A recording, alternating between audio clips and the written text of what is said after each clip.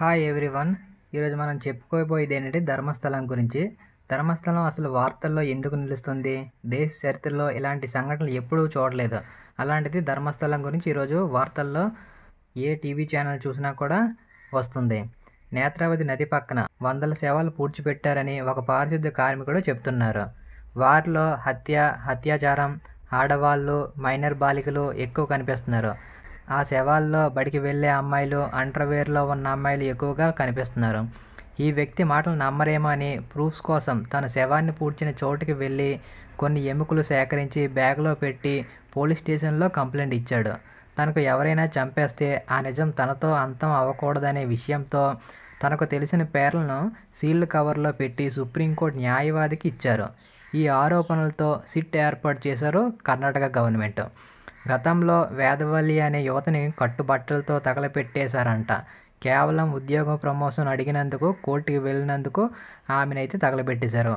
ఆమె గతంలో ధర్మస్థలంలో పనిచేసేవాళ్ళంట. 1986లో కూడా ఇంటర్ చదివే పద్మలత 17 ఏళ్ల అమ్మాయి కిడ్నాప్ అయ్యి 56 రోజుల తర్వాత నేత్రావతి నది ఒడ్డున శవమై తేలింది. ఆమె తండ్రి ధర్మస్థల పెద్దలను ఎదిరించారని ఆమెను చంపేశారని కుటుంబ సభ్యుల ఆరోపణ.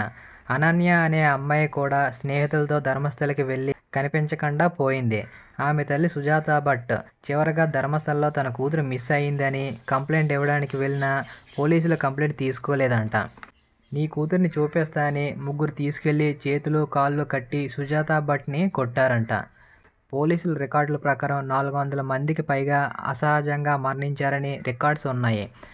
ఇక్కడ ఎవరైనా ప్రశ్నిస్తే గాడ్ని క్వశ్చన్ చేస్తున్నారని, గుడిని ప్రశ్నిస్తున్నారని చూపిస్తున్నారంట.